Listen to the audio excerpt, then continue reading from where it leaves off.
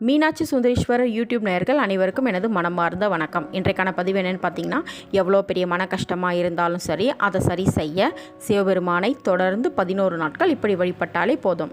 நிச்சயம் சிவபெருமான் பார்த்துக்கொள்வார். மனிதர்களாகிய பிறந்த ஒவ்வொருவருக்கும் வெளியே சொல்ல முடியாத அளவிற்கு கஷ்டம், மனக்கவலை இருந்தே தான் செய்யுமே. யாரிடம் சொல்ல முடியாத கஷ்டம் நிச்சயமாக இறைவனிடம் செவிகள் தான் நம்ம சொல்ல வேண்டுமே. திக்கற்றவர்க்கு தெய்வமே துணை. இறைவன் பாதங்களில் எல்லா கஷ்டங்களையும் மனபாரத்தையும் இறக்கி வைத்தால் நிச்சயம் ஈசன் பார்த்து கொள்வான். இந்த ஒரு நம்பிக்கை போதும் நம்ம வாழ்க்கையை சிறப்பாக நடத்தி செல்ல. பொதுவாக ஈசன் சன்னதியில் 3 கால பூஜை கட்டாயம் நடக்கும். அதாவது காலை நேர பூஜை, உச்சி கால பூஜை, நடை சாத்துவதற்கு முன்பாக இரவு நேரத்தில் செய்யக்கூடிய பள்ளியறை பூஜை.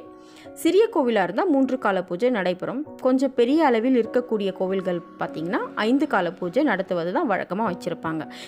இதில் மனக்குறையை போக்கிக் கொள்ள இரவு நேரத்தில் செய்யக்கூடிய பூஜையில் தான் நாம் கலந்து கொண்டு எம்பெருமானை வழிபட வேண்டும். இரவு நேரம் என்பது சந்திர பகவானை குறிப்பது. மன ரீதியாக நமக்கு பிரச்சனைகள் இருந்தால், மன கஷ்டப்படும் அளவிற்கு துயரங்கள் இருந்தால், மனக்கவலையை போக்கிக் கொள்ள வேண்டும் என்றால் அதற்கு சந்திர பகவான் ஆசீர்வாதம் நமக்கு தேவை. நம்முடைய ஜாதக கட்டத்தில் சந்திரன் வலுவிழந்து இருந்தால் மனக்கஷ்டம் நம்மை தேடி வரத்தான் செய்யும். அதனால தான் அந்த நேரத்தில் சிவன் கோவிலுக்கு சென்று சுத்தமாக காசப்பட்ட பசும் பாலில் நாட்டு சர்க்கரை கலந்து அந்த பாலை இறைவனுக்கு நெய்வேத்தியமாக படைத்தல் வேண்டும். பாக்கெட் பால் யூஸ் பண்ணக்கூடாது, பசும்பால் தான் யூஸ் பண்ணணுமே. மாலை நேரத்தில் ஈசன் சன்னதியில் வரும் பக்தர்களுக்கு பிரசாதமாக அந்த பாலை கொடுங்க. மாலை நேரம்னா இரவு 7 மணிக்கு மேலே நீங்கள் இந்த வேண்டுதலை உங்கள் வீட்டுக்கு அருகில் இருக்கும் சிவன் கோவில் சென்று வழிபடலாம். சிறிய சிவன் கோவிலாக இருந்தாலும் சரி, அந்த கோவிலுக்கு சென்று வழிபடலாம். தொடர்ந்து 11 நாட்கள் இந்த வேண்டுதலை செய்தால் தீராத மனக்கவலை தீர்ந்துவிடும். ஈசன் கட்டாயம் உங்கள் வேதனைகளை, மனக்கவலைகளையும் தீர்த்து வைப்பார்.